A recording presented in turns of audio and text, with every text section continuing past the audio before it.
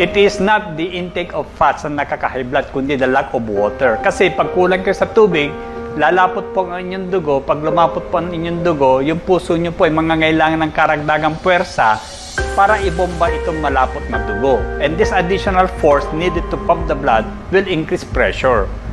So, para makontrol yung blood pressure nyo, all you need to do is to maintain yung dilution, your blood nyo, na 80 to 90% water, yung dugo. Kasi kung malabnaw, mas relax po ang heart nyo, hindi ho kayo mag-high blood. And then, kung kayo po yung nag-high blood paminsan-minsan, that's normal po. Wala naman tao na normal po ang blood pressure the whole day. Kasi sometimes we are physically active and sometimes we have these emotions na nakaka-trigger po ng high blood. So, as I've been saying over and over again, ang pinakamagandang time to get your blood pressure is pagkagising sa umaga bago kayo bumangon. At yun po yung inyong totoong BP.